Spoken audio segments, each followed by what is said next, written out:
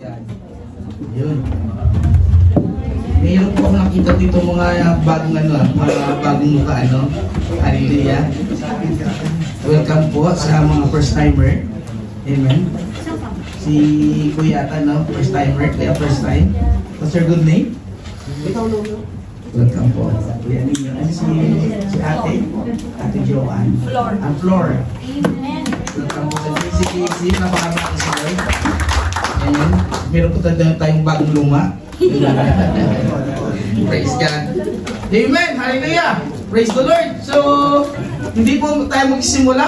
Hindi po tayo magpagdeklara because we believe by faith that there is power in declarations. Amen. So, everybody say, I am blessed. I am blessed. I am healed. I am healed. And I am free. I am free. In Jesus' name. Amen. Hallelujah. So, therefore, why we are here? So, ang ating pong aim today is we need to learn, dinagdagan ko na yan, and understand. Amen? Bago po yan, So, hindi lang po tayo nag-learn, We need to understand every word, na gustong ihayag ng Lord. Kaya nga, mas maganda po meron tayo nag-take note tayo. So, every revelations that came from Jesus, hindi po natin malilimutan. Amen? Then, after that we learn and understand, we need to apply. So, isa po yun, sa mga talagang hindi basic, na gusto ng Lord sa atin is we need to apply whatever we learn and understand. And after that, what? We need to share. Amen? So, lahat po natin natutunan at naintindihan at na-apply, dapat po i-share po natin sa iba. Especially po, yung kabutihan ng Diyos. Amen? Na nangyari sa ating buhay. Hallelujah! So sabi nga ni ate kanina, ikaw pa lang yung name, yung word na guarantor, Amen. Hallelujah! In heaven, meron din guarantor.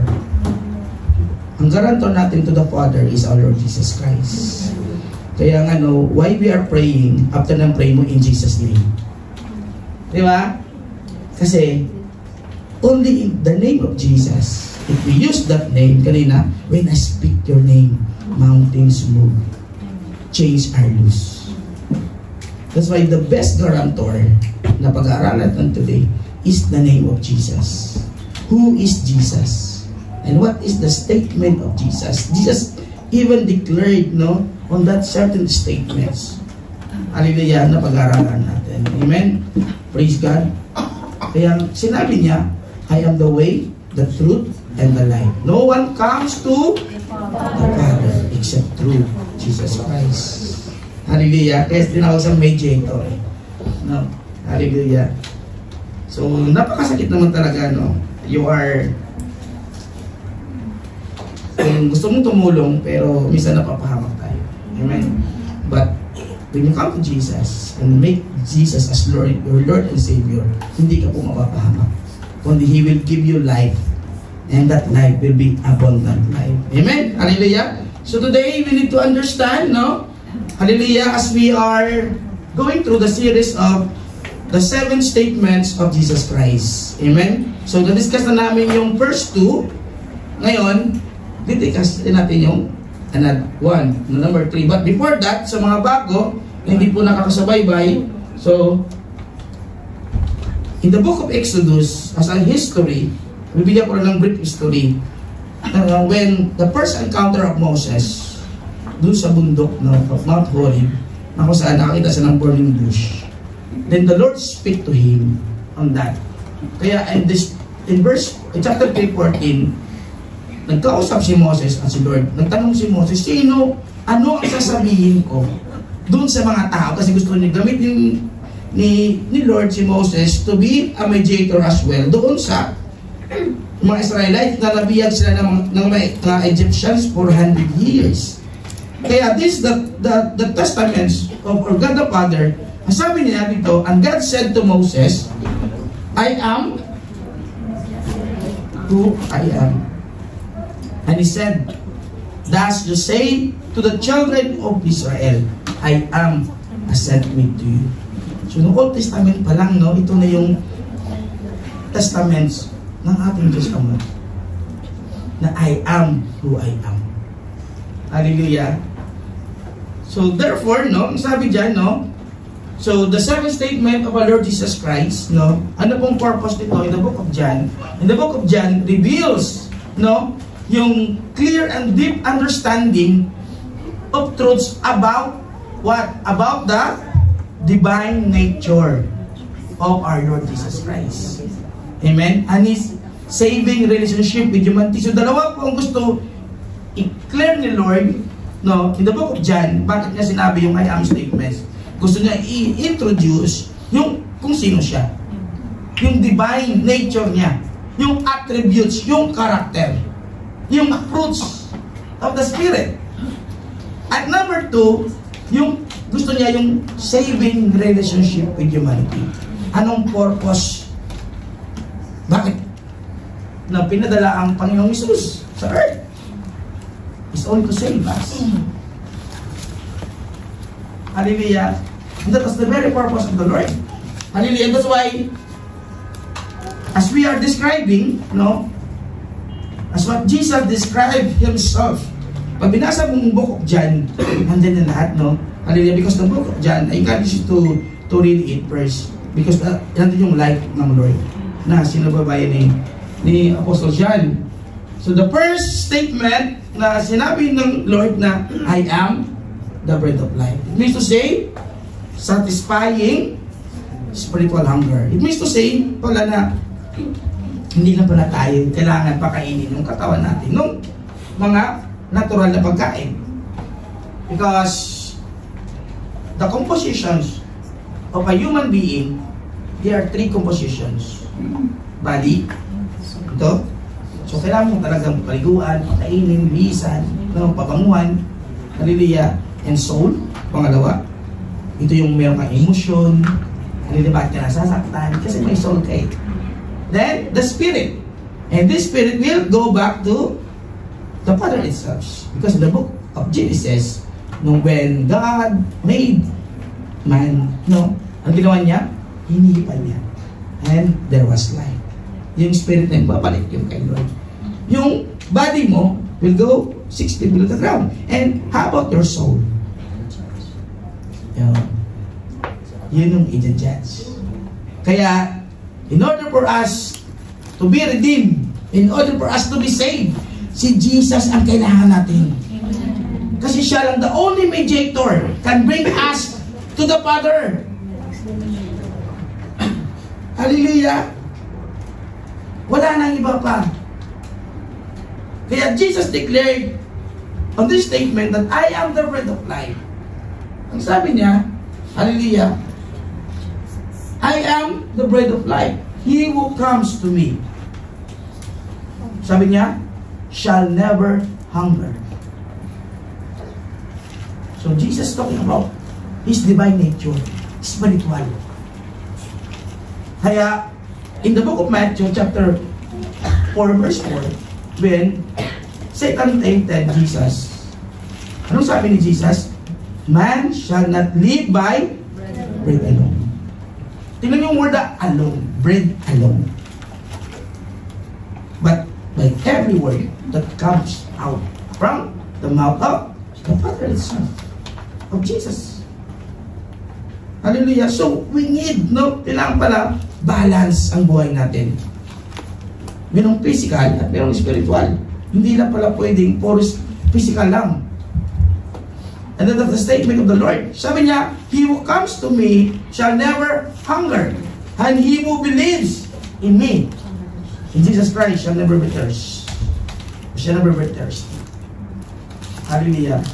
Tingnan mo yung unang statement ng Lord, Kaya sabi ko, as a review, sabi ko, bakit I am the bread of life? Yung unang statement ng Lord. Bakit hindi, I am the sheep, I am the good shepherd, I am the vine.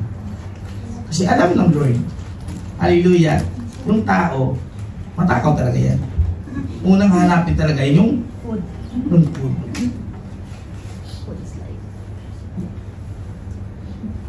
Hallelujah. Kaya, that was the first statement. Kaya, because on that certain in chapter 6, nung si Jesus ay nagkaroon ng miracle, nung pinakain niya yung 5,000 pinakain ni Jesus, Hallelujah. Nung nabusog sila, nung nagpatuloy si Jesus na pag-i-explain about the kingdom of God, no? At nakarinig sila ng kakaibang turo, medyo mahirap i-embrace to lahat sila nawala. Kasi ang hanap nila miracle lang eh. Hindi nila hanap si Jesus mismo. Kaya when hindi na sila naging kontento on that, wala na sila nakitang miracle at that time. Then, iniwan nila ang Lord. At mayroong natira doon, 12. Sabi ko nga, sablay pa ang isa. That was Judas. Hallelujah. Iscariot betrayed the Lord. And the rest 11 remain in Him. Hallelujah. And the next statement po natin, number 2, sabi ng Lord, I am the light of the world. It means to say, guiding believers out of darkness. Let's continue. In John chapter 8 verse 12, then Jesus spoke to them again saying, I am the light of the world. He who follows me shall not walk in darkness, but have the light of life. Pag madilim pala, pag malabo pala yung ating buhay, no, si Jesus lang palang kailangan natin para lumiwanag. Ito yung ilaw na hindi ka magbabayad. Hindi mo kailangan ng monthly due. Kasi dito pag sa UAA, isang buwan pa lang hindi ka mabayad sa ADDC, puputulan ka na. Hallelujah. But the Lord give us free for life. And the only thing that we can do is to go to Him. And sabi sa John chapter 9 verse 5, sabi niya, as long as I am in the world, I am the light of the world. Kasi alam ng Lord, yung mga tao sa world, they have a dark minds, dark hearts, dark deeds, dark motives, lahat puro dark, no? Hallelujah. Praise the Lord. Kaya the statement of the Lord clearly says, no? Hallelujah. From bread to light. Amen. Kasi pag kumain ka, no, pag subahay mo, kumakain masarap, kinakain mo, wala namang ilaw, di ba? Parang hindi mo hindi mo ma-enjoy. Parang matinig ka pa ng buntot ng bangus. Amen. May ligis ako sa buntot ng bangus. Amen. Hallelujah. So mahirap gumalaw sa isang kahit saan na walang ilaw. Katulad niya, pag walang kuryente, mainit, hindi ka makakatulog, walang aircon, etc. Reklamo na tayo. Magbabayad naman kami, ano? Amen. Praise God. But the Lord offers this one, that He is the bread of life and He is the light of the world. And let's go to our topic for the third statement of the Lord Jesus Christ. He says here, I am the door for the sheep. It means providing exclusive access to salvation. No? Grabe si Lord, nung sabi niya, exclusive access to salvation. Kaya there is no other name above in heaven and on earth that can lead us into salvation. That was the name of Jesus itself. Hallelujah. And His kingdom come. Diba? Thy will be done. Hallelujah. That's why we just came here, hallelujah, today, in order for us to experience who is Jesus is. Sino si Lord sa buhay natin? Siya ba'y naging bread of life natin? Siya ba'y ay light of the world sa atin? And the third thing that the Lord wants us to understand more, that He is the door for the sheep. Amen? So, anong purpose po ng door? Amen? Literally. So, ang sabi dyan, the door essential and primary purpose is to provide security by controlling access to the doorway o portal. Bakit? Sa mga malaking bahay, mayayaman, yung pinto nila talagang solid. Diba? Di kandado pa yan, di kabilya pa yan, no? Talagang pinapaganda nila. Bakit? Napaka-importante yung pinto nila. Kaya sabi dyan, no? Is give you security and controlling access to the doorway. Anong roles din ng door? Isang roles ng door sa ating bahay. They are the entry and access points in your home and from one room to the others. They ensure, one, the safety of your property.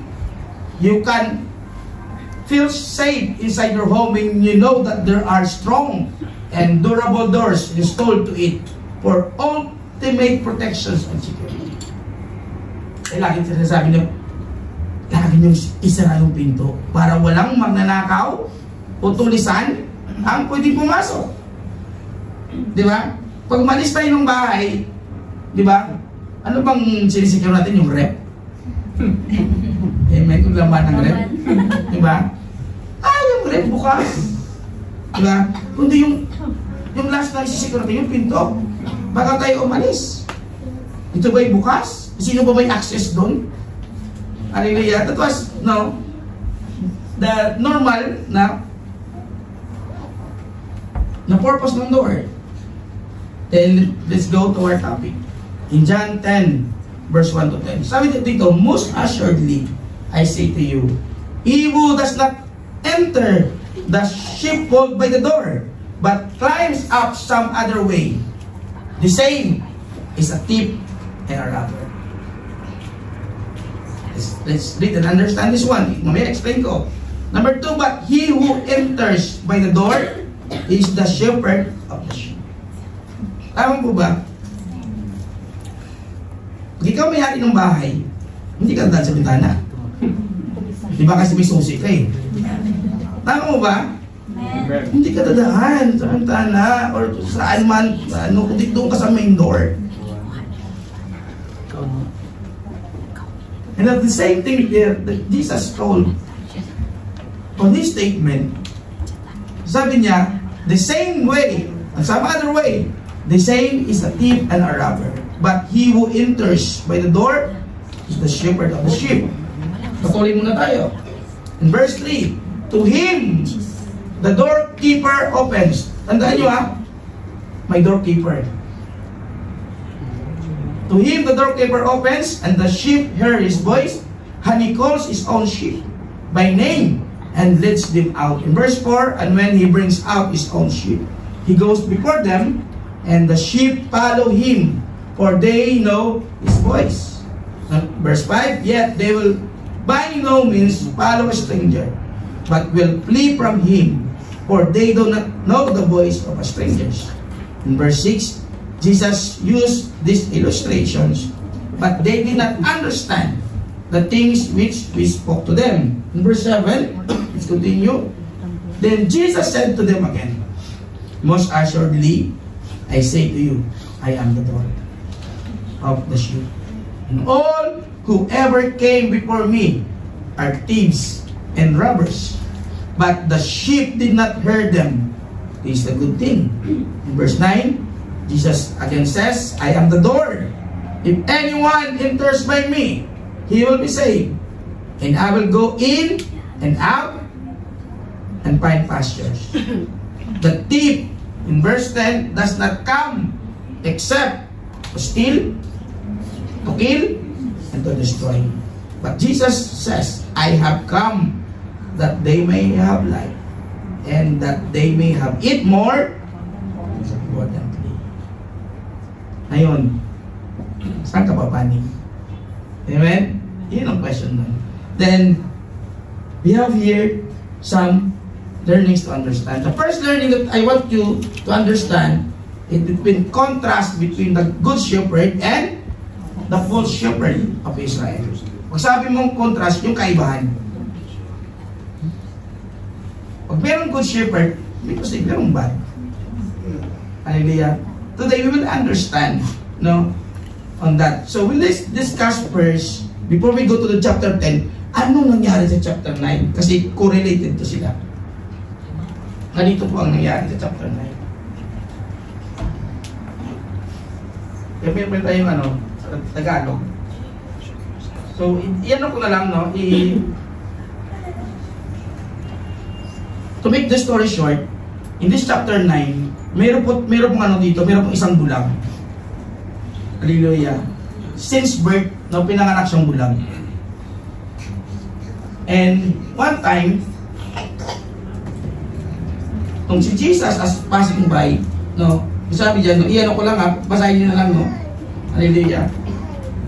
Pero dyan in verse 2, na sinabi, na tinanong siya ng kanyang mga alagad, Guro, sino po ang nagkasala?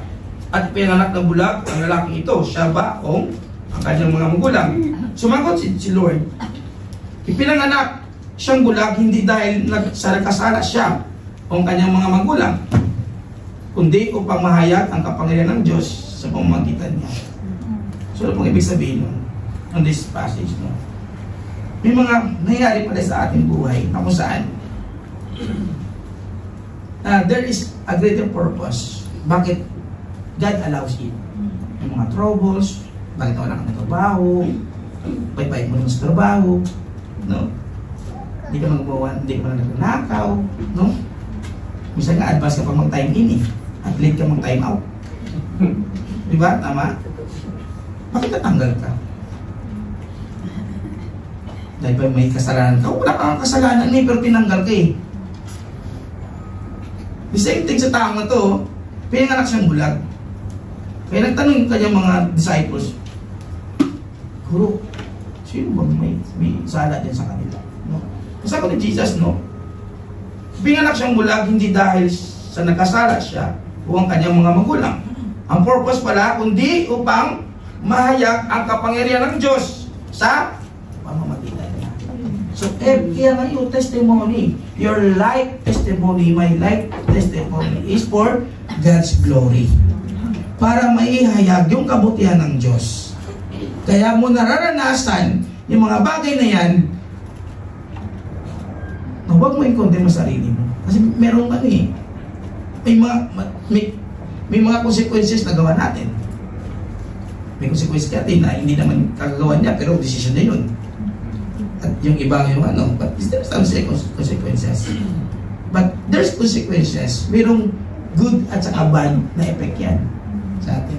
I give you an example, kanina discussion namin ni Kuya Evans. Yung parable of the lost sons. Yung kinuha niya kanyang mga, yung mana, lumaya siya, ginastos niya lahat. Nagkaroon ng tagutong, nawalan siya ng pera. Ngayon, dahil hindi siya sanay magtrabaho, di ba? Na-realize siya ngayon, maaari mo bumalik eh. Di ba? Pero anong consequences nung ginawa niya? Naghirap siya. And the good thing, nagkaroon siya ng realizations at bumalik siya. Pero, pinaghirapan niya yung consequences na yun. Bilis ang effect naging good to him. Nagkaroon siya ng humbleness. He returned to his father. Di ba? So, isa yun, no? So, in this passage as well, nung pinagaling ni Jesus, yung bulag na to, during Sabbath, which is sa kanilang law, during that time, na it is a mortal sin to them na magtrabaho during Sabbath day.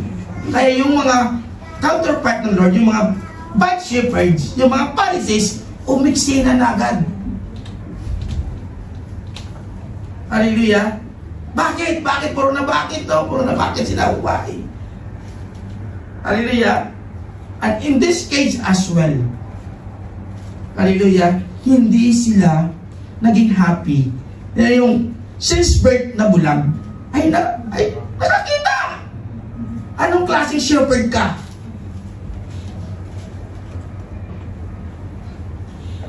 And they are the religious leaders. May mga tauhan sila eh. May mga followers sila. Hallelujah. And they are leading yung mga followers nila into wrong directions. Kaya yung illustrations ni Jesus on chapter 10 na I am the door. Na anyone who enter on that door, sabi niya, will find pastures. He will go in and out. Pero sa verse 1, di ba meron sa illustrations, some others, no? Hindi sila sa pinto dumadaan. Sino yun sila? Thieves and robbers.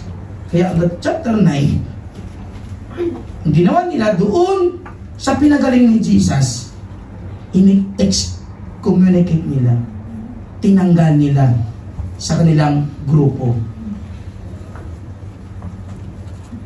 Hallelujah. Because they don't believe in Jesus as well. Kaya may conversation dyan, no? Na, makasama ng tao na yan, ah. Kaya nung sinabi, nung bulag, if this man were not from God, he could do nothing. Hallelujah. Sabi niya in 32, since the world began, it has been unheard of that anyone opened the eyes of one who was born blind.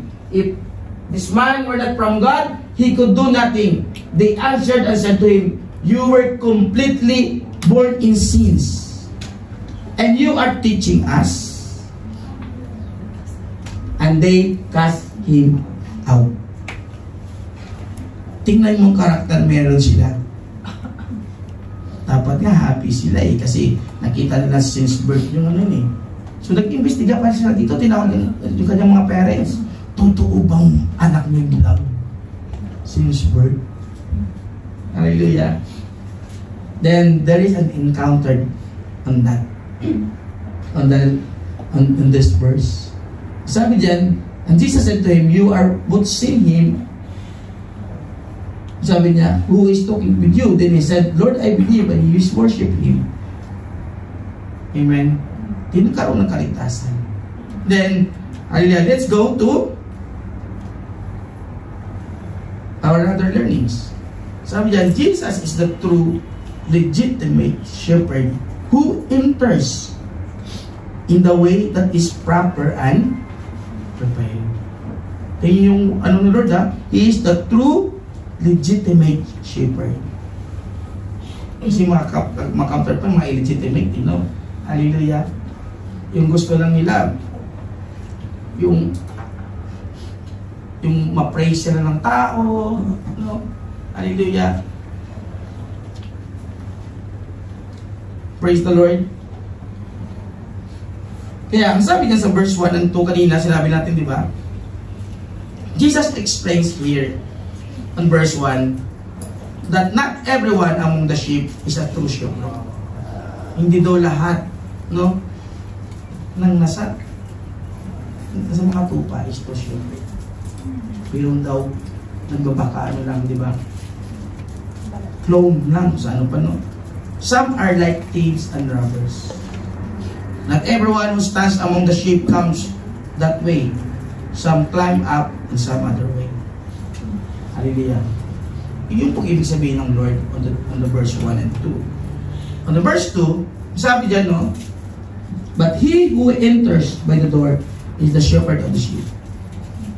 Sabi dito, the true shepherd comes in the legitimate and designed way through, first, through love, calling, care, and sacrificial service. So ito pala yung characteristic ng the true shepherd.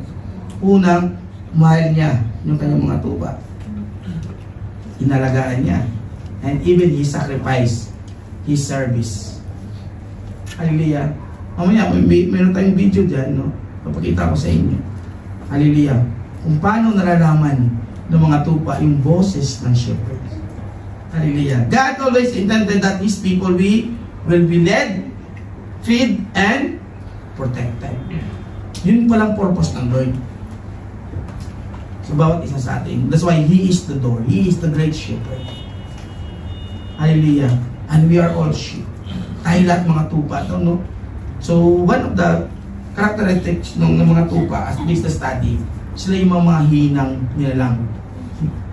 Hallelujah. Ito talaga, mga very sensitive ito. Yung mga tupa, pag may mga kunting surot-surot na sila, mamamatayan sila sa kamot. Kaya kinakalbo sila eh. Di ba? Pag mahaba na. Kasi for sure, pag dumami yung mga parasites dyan, mamamatayan sila sa kakamot. And they cannot depend himself. Kaya nga, bakit sila? May shepherd. Hallelujah. At bakit sila laging inaatake? Kasi sila ang pinakamahina na nilalang ng hayop. Mabuti pang nalanggam, nangangagat eh. Yung surot, nangangagat. Diba? Hindi basta-basta yun. Secret attack yun. Habang natutulog ka. Pero yung sheep ito, wala siya. No? Lalapangin talaga siya. Wala siyang ability na makipaglaban. Kaya siya yung pinakamahina. Bakit kailangan ng shepherd? Hallelujah. That is the purpose that Jesus illustrate on this passage. Hallelujah. Praise God. So that was the first learning, no? That Jesus is the true, legitimate shepherd who enters in the way that is proper and prepared. Because sabi ko nga, mayroong mga illegitimate na shepherds na baka iligaw ka. Hallelujah. At marami yun. They are now, in our generations, they are talking the false prophet, the false teachers. Yun ang ibig sabihin ng Lord ngayon. Na maraming naliligaw. Hallelujah. At marami tayong narinig sa television. Diba? That they are claiming that they are the Son of God. And they are not. Ang tanong, bakit marami pa rin pa silang followers? Ito yung sinasabi natin in John chapter 10. Hallelujah. Yun yung pinakatanong no? Bakit marami pa rin followers? Bakit marami pa rin susuporta? Bakit gustong pa rin magpagpatayan?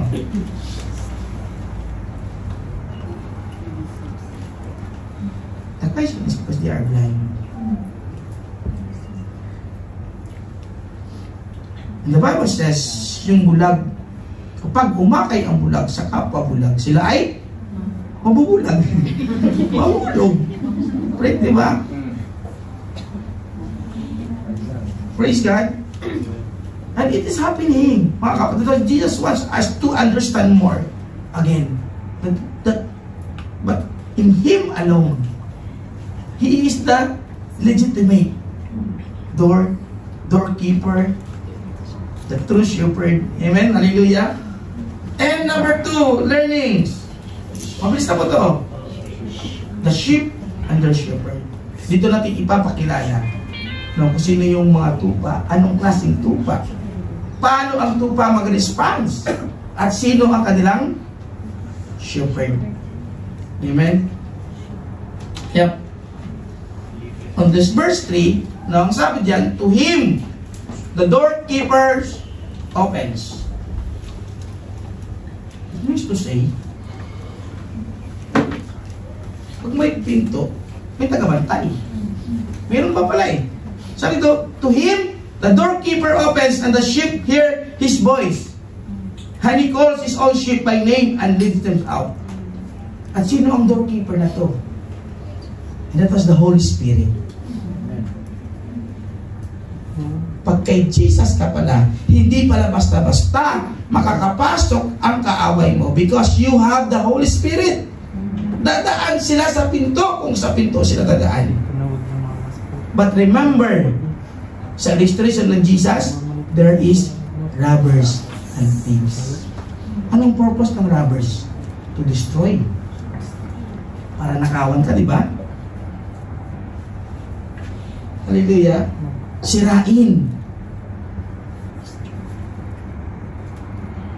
Even patayin ka, di ba? Mayroong mga ninakaw na hindi binigay yun, di ba? Sinaksak na matay. And that was the purpose, no? Because Jesus is here, no? To Him the doorkeepers opens and the sheep hear His voice. And He calls His own sheep by name and leads them out. Nung tinawag si Samuel, pinagkarating, di ba? Si Lord 3 beses, no? Samuel! Samuel! Akala ni Samuel si Eli. Di ba? Oh. Ito ang sinabi ng Lord. He calls His own sheep by name. Nung tinawag si Moses, dalawang pieces pa. Moses, Moses, I say to you. Say to this Israelite, I am who I am. Nung tinawag si Abraham, di si tinawag na anong parang di Abraham. I will make you the father of all nations. I promise you.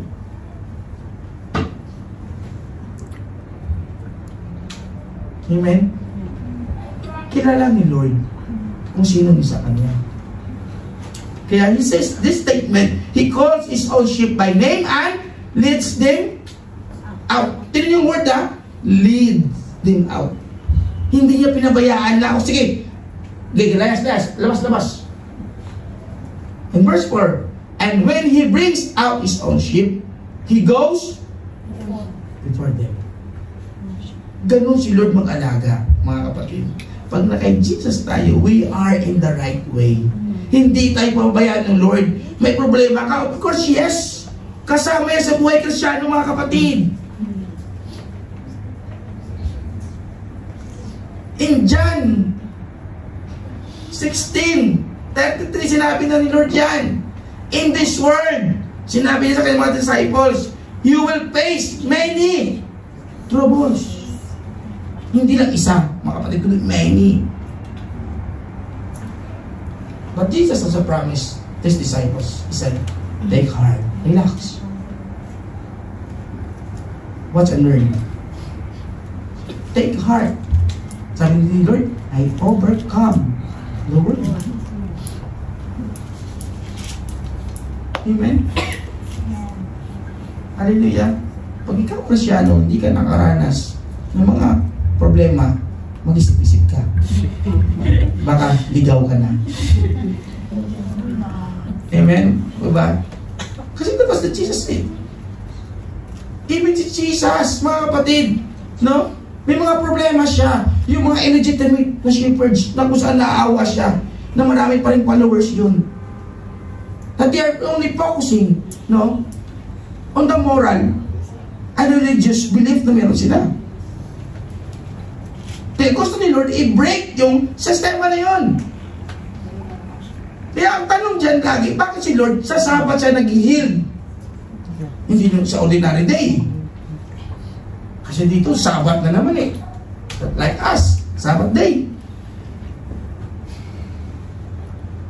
Kasi gusto i-emphasize ng Lord that He is the days of all days. Siya yung may-ari ng araw. Pag ikaw ang may-ari ng bahay, magpapaalam ka ba sa kapitbahay mo, kuha ko ng pagkain sa rip, ha? Gusto ko ng cake. Di ba hindi? Ikaw may-ari. Praise God. And the same thing, no? Hallelujah. And the Lord wants this, no? Kaya, in everything, kaya sabi ng Bible, in everything, whether good or bad, give thanks to Him. Pasalamat ka, may problema ka. Kapag wala kang problema, hindi ka naman, wala ka na sa matinong pag-iisip. Kasi hindi mo na naranasan yun eh. Makaiba yung iniisip mo. Hallelujah. Praise God. Sabi dito, and the sheep followed Him, for they know His voice. Yet they will by no means follow a stranger, but will flee from Him, for they do not know the voice of strangers. Ang tanong, bakit maraming mga sheep nawawala? Dahil ba they are following the strangers? No, hindi.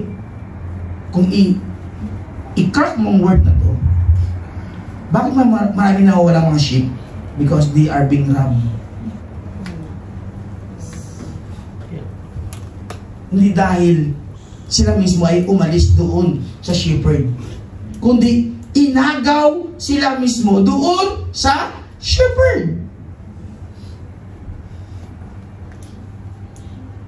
Kasi sabi niya, yet they will by no means follow a stranger. Kasi alam ng sheep yung boses ng shepherd. Ang sabi dito, but they will flee from Him, for they do not know the voice of strangers. Jesus used these illustrations but did not understand the things which we have spoken to them. So, may prepare kami ng konting video dyan, i-play ni Kuya Chris. Meron dyang mga, parang theory ba, no? So, they take a sample, iba't ibang mga boses, kung yung mga sheep ba, totoo ba sinasabi ng Bible, na makikinig talaga yung sheep doon sa shepherd. Amen. So, tingnan natin, na maganda ito.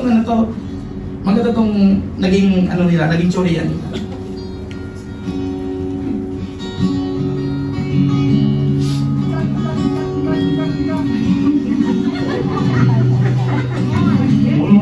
Yung first one, no?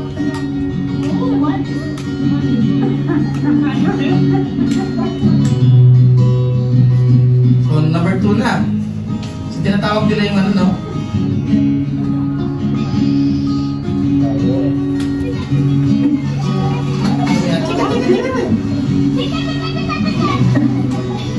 Walang response.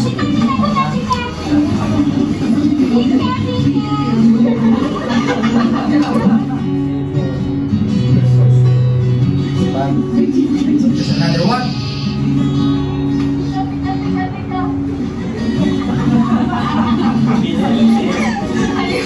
Pilipino ata to. Then naman the shepherd. Yun yung response ng ano, ng shepherd.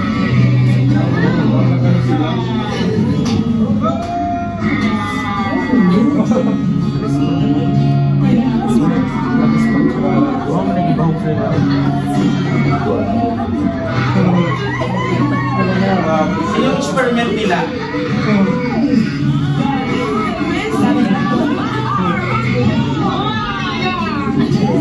Praise God. Amen. So it is truly true. Yung experiment na yun, sinasabi ng Bible, it is correct.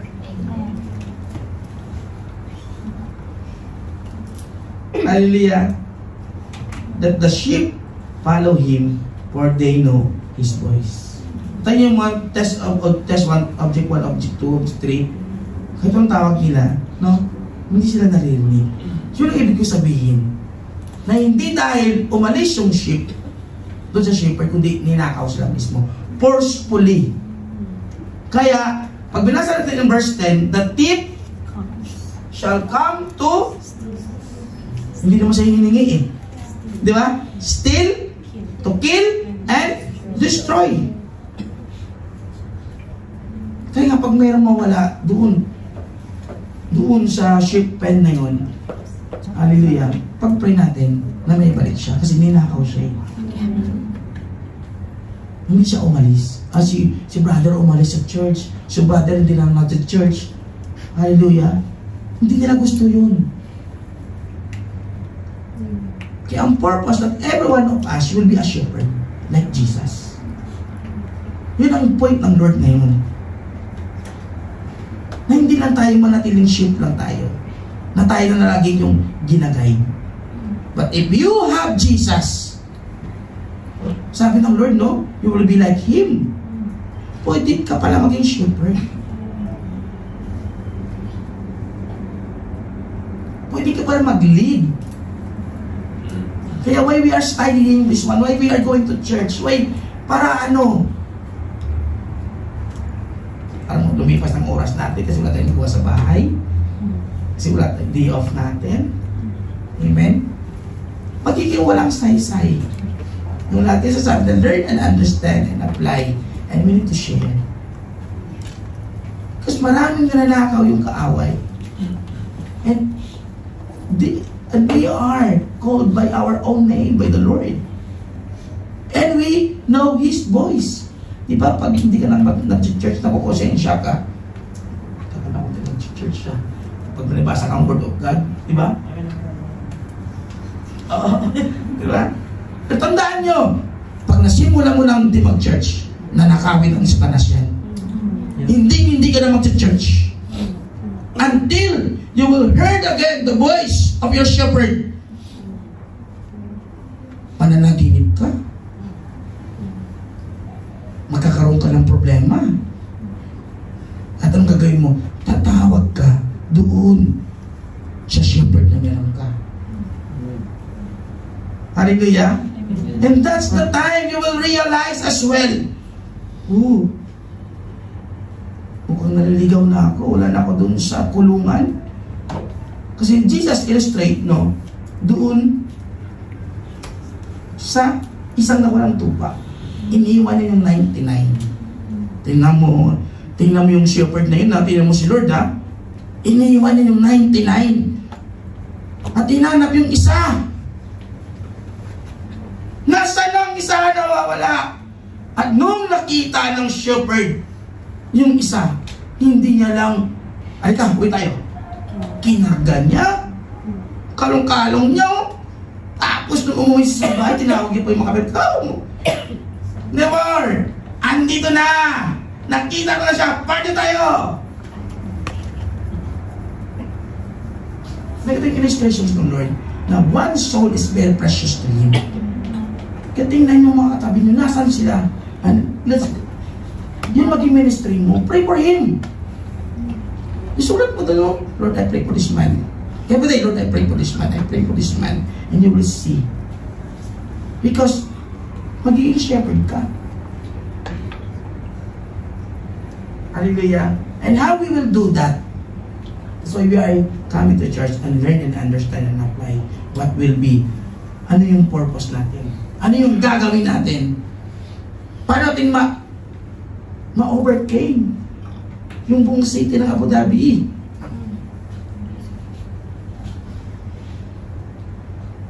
Paano natin mapupuno ang isang lugar na lahat na nagpupuri kay Lord? Sometimes, ang thinking natin, hayaan mo na siya. Diba? Nangyayari talaga sa atin yung even I myself. Hayaan mo na siya. Decision niya yan eh. Pero now the Lord give us the realizations on that. Hindi pala ganun dapat yung thinking natin. Na gano'n. Because God giving us the authority to become a shepherd as well. Basin ng mga mag-alagang hayop dito. Mga manok, diba? Kuya, pag nawalang manok mo, isa, ano gagawin mo? Hanapin mo, diba? Asa kung kada na sana ito yung man? Kung ano bili ko nun? Sinagkakos yung mga manok ko. Nakuha ko sa bunot-bunot yun. Bili na ko ng pigs. Diretso na. Diba? Hanapin mo. At nalaman mo, ginahin ng kapitbahay, mag-aawayin mo si kapitbahay ngayon. Magnanakaw ka! Umanom ko yan eh. Diba? Tama ba?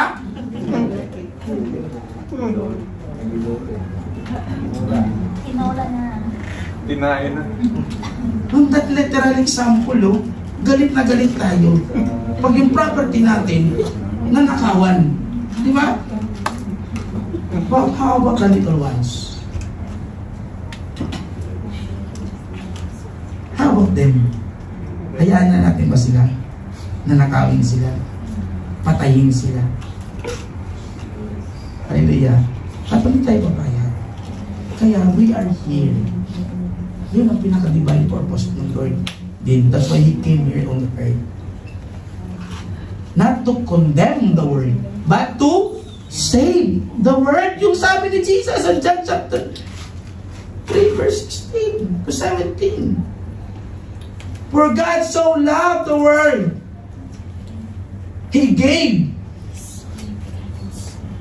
Hallelujah. Those everyone who believes in Him will not perish, but have everlasting life. Sabi ni Lord, I have come into this world not to condemn the world, but to save the world.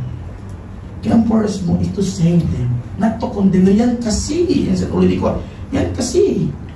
Kasi bata. Diba? Hallelujah. And that mindset will cause us. And that mindset will lead us astray, not into the right directions. That we need to change that mindset. And starting today, we will think like a shepherd. And now we will give them away. Napabless ako sa buhay ni Kuya Evans, lagi na give away. Because the Lord's, that's yung purpose mo, mga kapatid. Yan ang purpose ng shepherd eh. Kaya in this, a spiritual picture, that Jesus put up the door for the sheep pen and had doorkeeper. Tandaan nyo ha, yung kulungan, bakit iisa lang ang pinto? Parang hindi pwede siya magkuha ng exit doon. Mga ginagawang kulungan ng mga hayop, di ba? But gusto nila iisa lang. Kasi para malaman nila, no? At iisa lang i-hard mo na doorkeeper. Hallelujah! So sabi ito, a doorkeeper, which is the Holy Spirit, one who watched, who came in and who went out. Yun palang purpose ng Holy Spirit. He is the one who sees, who came in and who went out. And the doorkeeper knows the true shepherd. Kaya sabi, di ba, binagbubuksan niya yung shepherd, yung doorkeeper, para makapasok. Yun palang purpose ng Holy Spirit. And appropriately grant him access. Kaya nakakapasok yung shepherd in and out. Kasama yung mga pupa. Hallelujah. That was the second learners. And we go to the third learnings. The true shepherd protects and promotes life. Ito yung tandaan natin. The best of Jesus is the way to salvation. But the false shepherd takes away life. Basahin po natin. Sabi dyan sa verse 7, then Jesus said to them again, most assuredly, I say to you, I am the door of the sheep. Sabi niya, all. Everybody say all. All. Whoever came before me are thieves and robbers. Kailangan natin maging watchful. Kasi, may mga intruders. Thieves and robbers.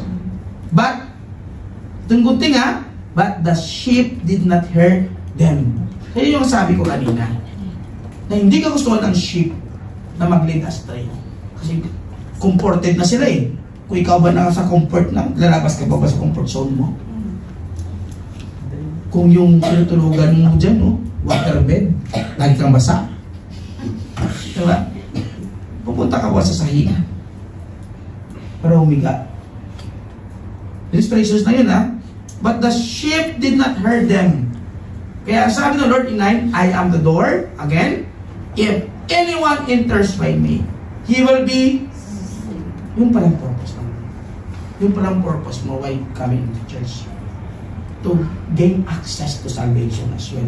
Which is in our Lord Jesus Christ itself. Hallelujah. Hindi ang church ang makapag-save sa iyo. Kundi ang personal mo na relasyon with Him. Hindi ang kaalaman mo, marami kang alam sa Bible, which is good.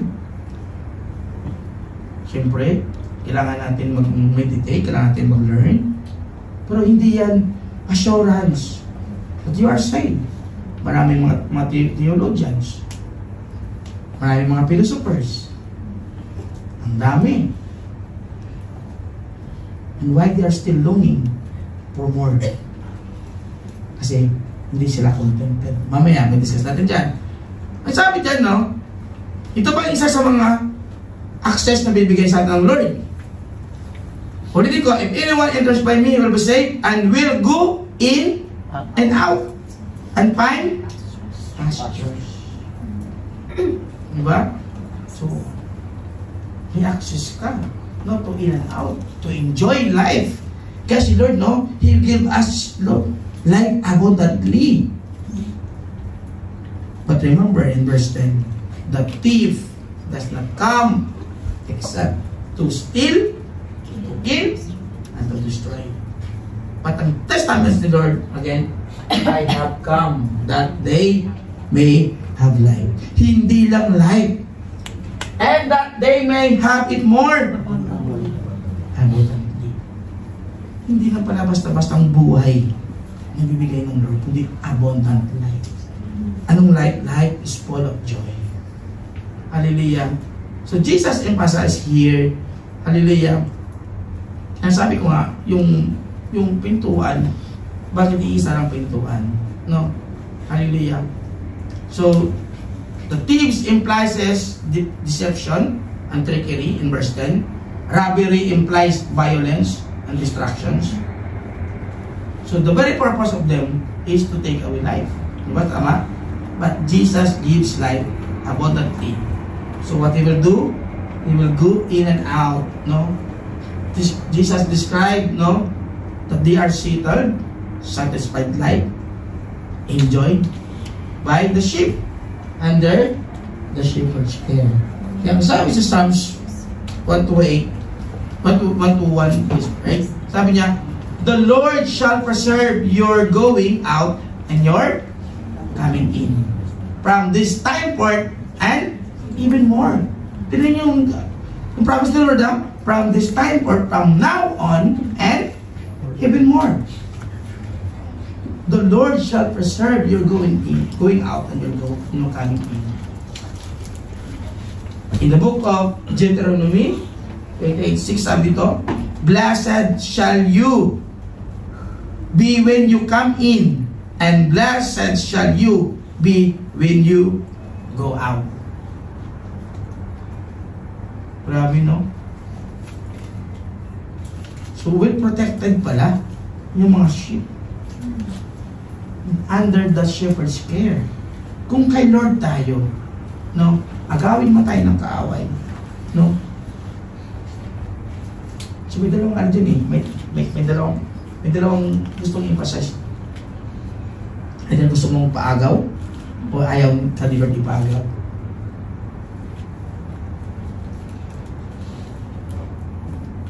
Amen. Kaya He keeps fighting back. Hallelujah. So when King David, no, yung naging shepherd siya, si Abraham shepherd, si Moses shepherd, si David shepherd.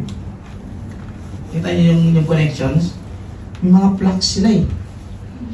And the Bible says that they are the shepherds as well during this time.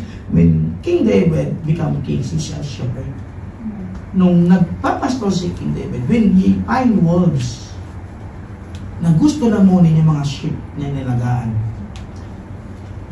pinapatay niya. Nakikipaglaban siya. Hindi niya titingnan na, hindi siya tumatakbo. Sabi ng Lord, sa mga verse 11 to na, maliban to sa hireling, no? Yung mga upahan. Pag upahan na kasi, bahala kayo dyan. Binabayaran naman ako eh. So, i-report ko lang sa boss ko na may dumating na mga magnanakaw, kinuha. Boss, wala akong magagawa, boss, mga armas nila eh. Malalakas yung armas nila. Sa akin, tungkod lang. What to do? Pero pag ikaw may-ari mo, anong gagawin mo? You will try your best. Hindi sila maagaw. Even you will sacrifice your life to them. And that was what our Lord Jesus Christ did. He sacrificed His life as well. Nasa langit na siya eh. Sarap ng buhay niya dun eh. Pupunta sa lupa for 3 years. Maranasan niyo yung naranasan ng tao. Napustahan ka dyan. No? Kinastigo. Tingnan mo. He is the King of Kings and the Lord of Lords. Nakipagdebate siya sa mga Pariseyo. And you see how He sacrificed to show us na dapat ganyan din tayo. Yun lang ang gusto ko purpose ng Lord. Na ganun dapat ang mindset natin. We will not give up. Hallelujah. We will not give up to pray for them. Because we have the responsibility as for today, as we are called the shepherds of the Lord. Amen? Praise God. So, abundance. Yung promise ng Lord in verse 10, no? That I will give you abundance. Give more abundantly. It came from Greek word, perasus. Sabi dyan, the abundant life is above all the contented life. And in which our contentment is based upon that God is equal to every emergency and is able to supply all our needs according to His riches and glory in Christ Jesus. Hallelujah. So, contentment palang bibigay ng Lord sa atin. Kasi tayo pag wala tayong contentment, we want more and more and more until we lose. Until ma-discourage ka. Hallelujah. Sabi dyan, abundant life is an especially long life. Hindi lang daw na may measured sa haba ng buhay. Kung sabi mo, I have an abundant life. And abundant life is not measured dahil meron kang komportable na buhay. Pinanganak ka mayaman, di ba? Hindi ka naghihirap, hindi mo naranasan yung trabaho sa bukid, bla bla bla, no? Hindi mo naranasan humingi, o, nabuhay ka sa loob. But abundant life, sabi dyan, is life of satisfaction and contentment. To whom? In Christ Jesus. Magigain mo lang pala yung satisfaction and contentment in Christ Jesus. Ano masasabi mo? Meron kang abundant life.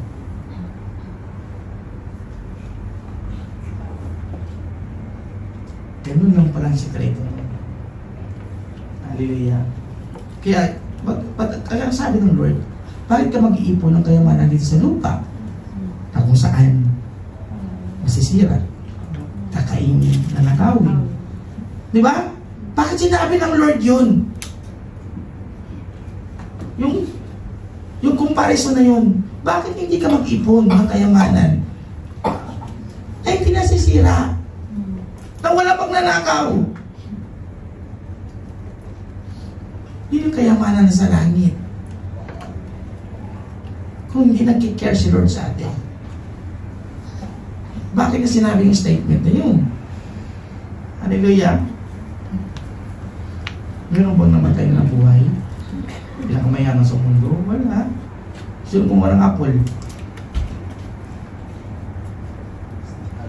Si Lord. Walang apple, di ba? Joke lang. Si Steve Jobs, di ba? Di ba? Namatay. Hindi naman siya nabuhay yan. Masayang yung yaman niya ngayon.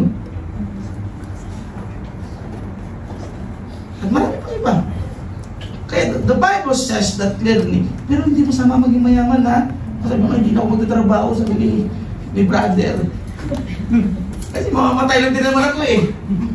Kung yaman na yun. Di ba? Nakita yung twist ng kaaway. That is, we must be aware on that. Hallelujah. So God give us wisdom and to understand. Amen po ba? Bakit tayo nandito? Parang payaman. Kasi, sabi ng Bible, sabi ni Jabez, Lord, bless me. Bakit nag-pray si Jabez na gano'n? Lord, bless me. So that, anong purpose? I will be a blessing to this world. To others. Yun ang purpose natin. Ba tayo nagpapakahirap? At gusto natin umangat sa buhay, hindi dahil sa personal na gain natin na gusto natin with selfishness, kundi upang maging blessings tayo sa iba. And when the Lord sees that the intentions of your heart is cleared, surely, sabi ng Bible, the Lord will bless you. Nung napagtanto ni Lord yung prayer ni Jabez, which is pure, ano sabi ng Bible doon? Immediately,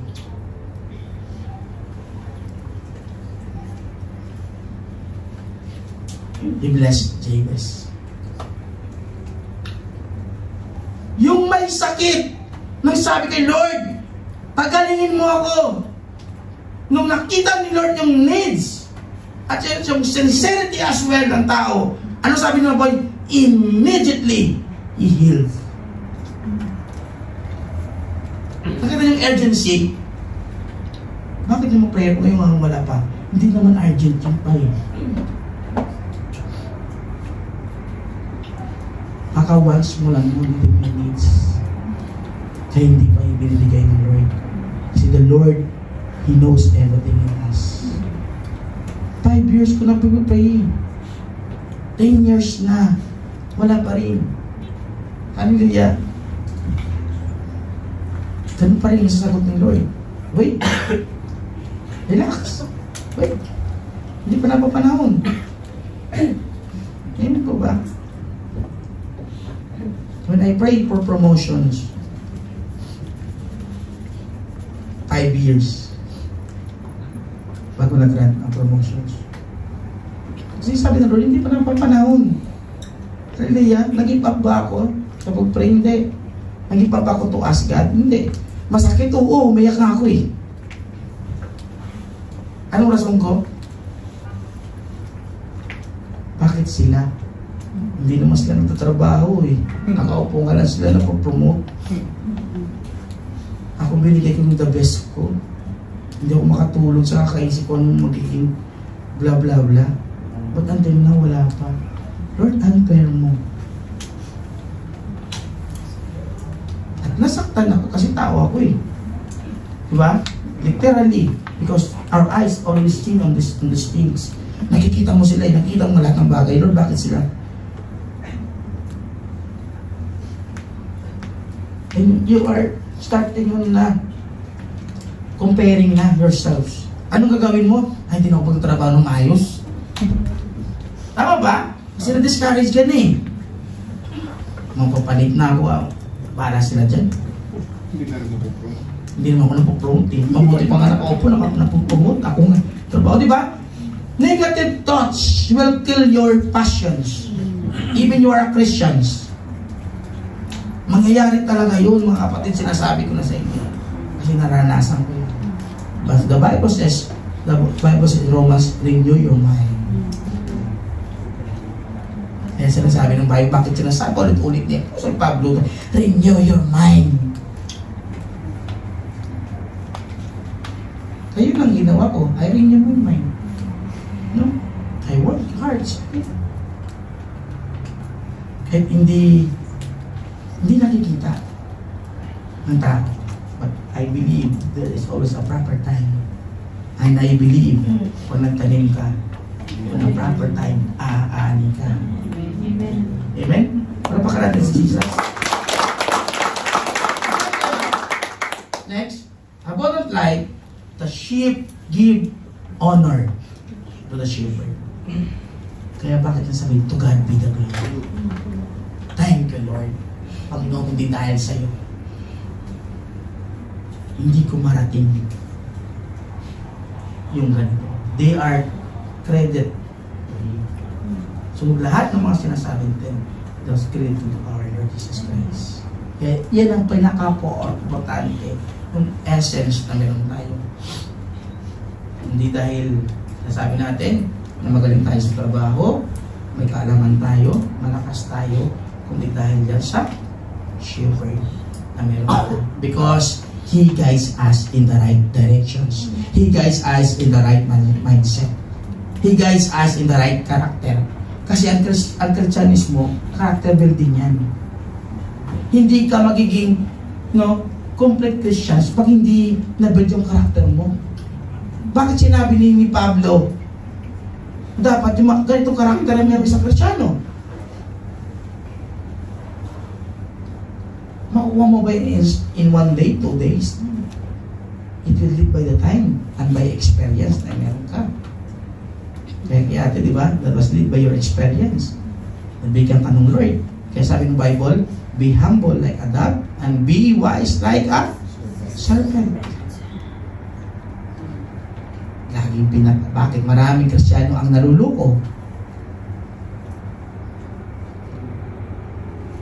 Kasi Kristiyano ako eh. Hindi ako pwede mag-say no.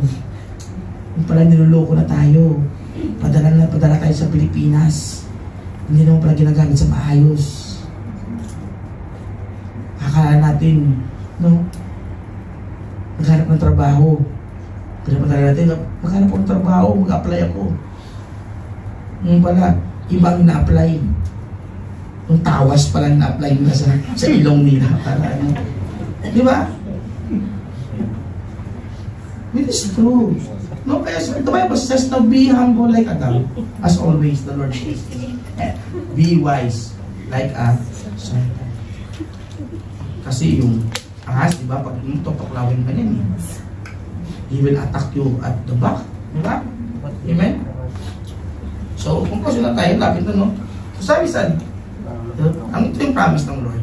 In the book of Jeremiah 3:15, sabi diyan, and I will give you shepherds according to my heart. It is si Lord Jesus sinabi in Jeremiah as a prophecy. Hallelujah. Who will feed you with knowledge and understanding.